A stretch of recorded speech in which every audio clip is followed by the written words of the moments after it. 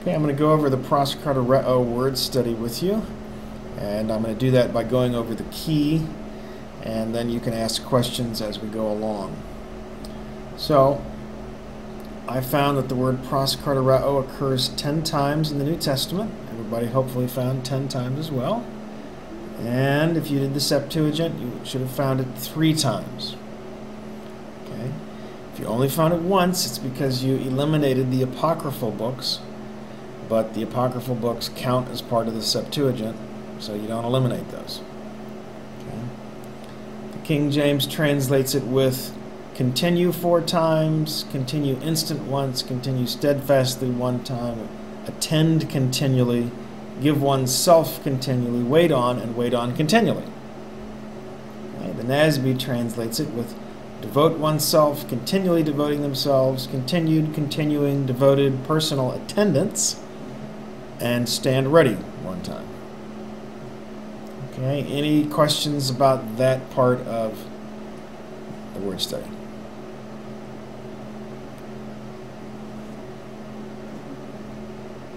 Okay, so here's how I identified the senses. I said proskatereo has the following senses. Number 1, to persist in some activity or commitment. Number 2, to associate closely with a person or be close at hand or ready with an object. And 3, to serve personally. So I wound up with 3 senses: to persist in an activity, you could talk about persisting with a person, but we don't do that in English. We associate closely with a person. And to serve personally. So since 1 is illustrated in Acts 2:46, day by day continuing or persisting with one mind in the temple and breaking bread from house to house. They were taking their meals together with gladness and sincerity of heart. Other verses that illustrate this sense I identified as Acts 1:14, 2:42, 6:4, Romans 12:12, and 13:6. Sense 2, even Simon himself believed, and after being baptized, he was proskatereoing with Philip. He was associating closely with him. He wasn't serving him as a servant, and he wasn't really persisting in some activity with him. It was a close association. Mark 3:9 is the only passage that uses proskatereo in the sense of to be close at hand or be ready. He told his disciples that a boat should stand ready for him. Sense 3 is illustrated in Acts 10:7 when the angel who was speaking to him had left. He summoned 2 of his servants and a devout soldier of those who waited on him, who proskaterewed him. All right, so let me hear what senses you found. Renee, what were the senses you identified? Well, on that part, I was confused because I used the meanings of the way they used it on the NASB. Oh, you depended on the English. Okay, you don't want to do that. On the paragraph 2, I did put that it's 2 uses with persons and with objects. Okay. Okay. So let me just talk for a moment about the relationship between usage and sense. Okay. The senses of a word would be its dictionary definitions. Okay. And the usage is when that word gets stuck in a context.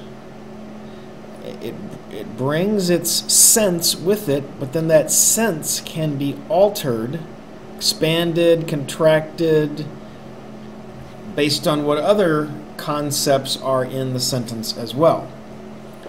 And so it's legitimate to say it's used with persons and with objects as its direct object, but only persons.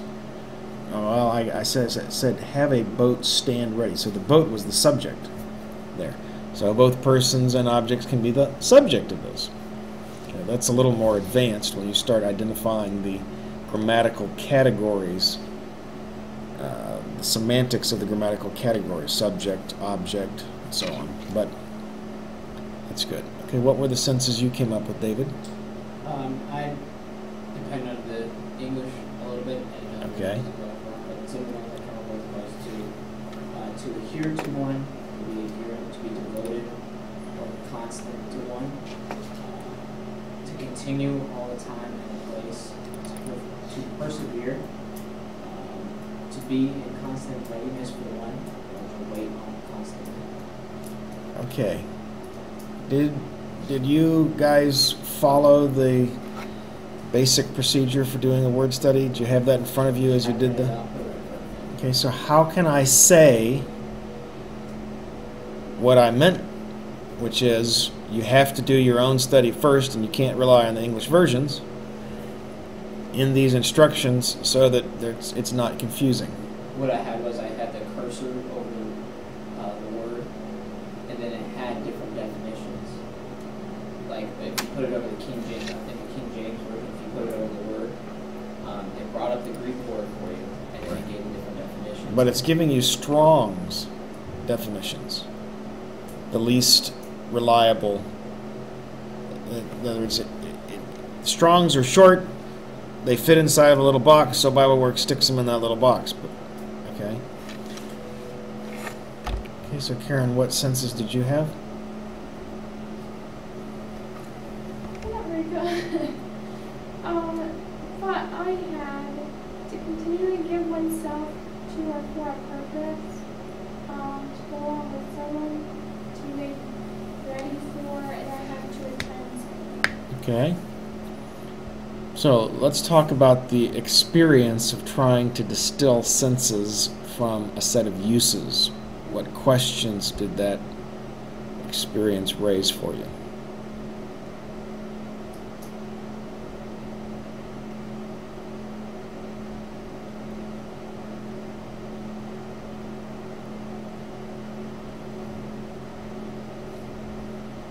To find the senses.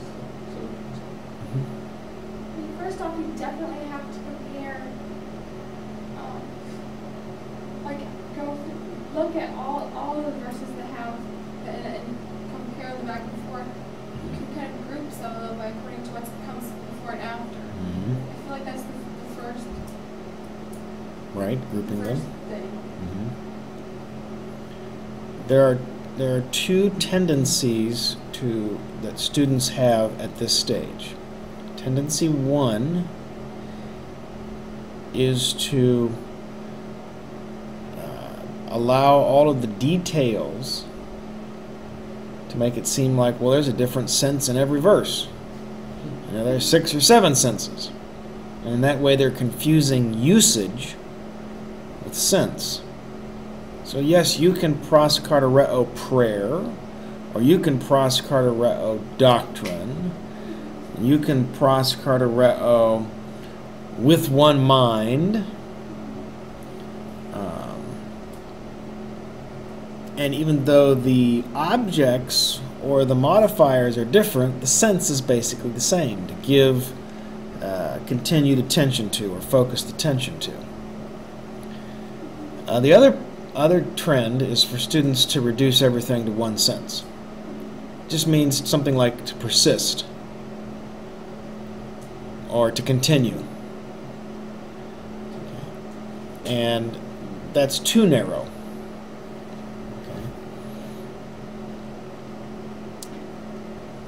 All right, so my second paragraph, I'm listing what you should have found in the lexicons. BDAG offers 2 senses: to stick by or be close at hand, or to persist in something. Okay.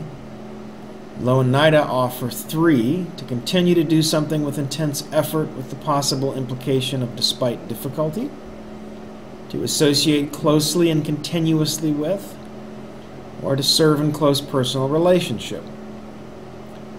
Freiberg offers 3. With the dative of the person, so it's giving grammatical information, to be loyal to, attach oneself to, associate closely with, serve personally. Wait on. With the dative of the thing, to occupy oneself diligently with, pay attention to, be devoted to. 3 followed by in and a place, to spend much time in or be continually somewhere. Theological dictionaries offer similar senses. TD&T says with persons to be devoted to and with objects to focus on, hold fast to, and be in continually. So they had kind of like 3 sentences under the objects. In IDNTT, the author carefully worded senses were not given, but the author offered similar glosses to those above. Okay, any questions about how I got what I got out of the lexicons? Okay, so you all got the same things out of the lexicons that I got? I used the information that was on Google Drive. For BDAG, sure, but you would have had to use BibleWorks for Lo and Nida. Yes. And you were comfortable finding what was going on with Lo and Nida? Yes. Okay. So my third paragraph reads like this. Before I read it, tell you what, let me have you guys read your third paragraph. Okay. Renee, what's yours? I have Colossians 4:2 says, devote yourself to prayer. This gives the idea that it takes a commitment to pray at all times. And also in Ephesians 6:18. And then in Acts 1:14 we read, all with one mind were continually devoting themselves to prayer. This passage tells us that prayer is day by day devoting. Acts 2:46 also says that they were day by day continuing with one mind in the temple. Okay. David, read us your paragraph. Paragraph 3. I have a clear understanding and appreciation for Romans 12:12, when it says rejoicing in hope, persevering in tribulation, or continuing or devoting to, or prokarterew to prayer. Leonidas' first sentence helped me in understanding of the intensity and situation through which I am to continue praying, especially when viewed in the context. This study has been helpful and encouraging. Okay, Karen? I had studying particular Greek words like this allows us to see the finer nuances of the passage's meaning depending on the particular word that was researched. With proskatereo, I see in so much more of its meaning than just the English word continue. Something that stood out to me was time and intensity aspects that are lost in the English transliteration. Devotion, among one of them, it's continuous, ongoing action. Prokarterew implies a certain persistence. In Acts 2:42, the disciples prokarterew themselves to the apostles' teachings, to fellowship, to breaking bread, and to prayer. We must do the same. And then in Acts 6:4, where it says we will devote ourselves, so we'll ourselves to prayer and to the ministry of the word. I like the sense of, I found interesting the sense that Freiberg gave, where it says to occupy oneself diligently with, pay persistent attention to.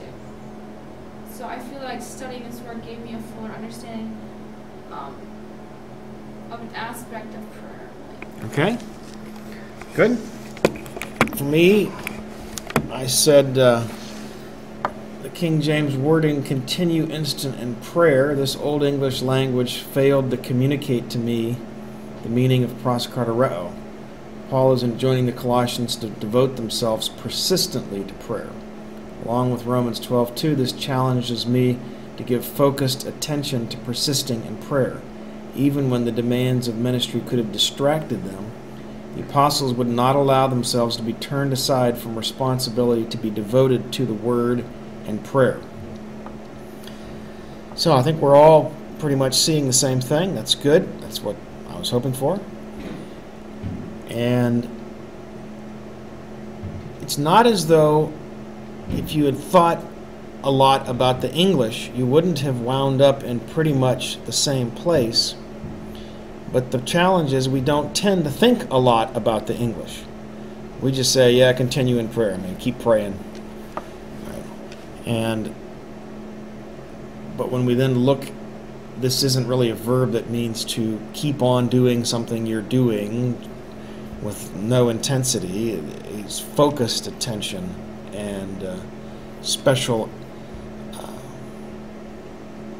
probably effort implied in maintaining the focused attention. All right. Now, this is the first of several word studies I'm going to have you do. The next one will be due a week from today. It's amemptos. And amemptos is part of the vocabulary of holiness in the New Testament. So February the 7th, the amemptos word studies due. Later I'll have you do a word study on sarx in Romans. I limit it to Romans. Also in March I have you do the teleos word study. So same method. I increase the number of occurrences, so the words have a higher degree of frequency, which means there's more data to crunch in order to process it. None of them have over 30, I think. No 700 occurrence words here for first year Greek.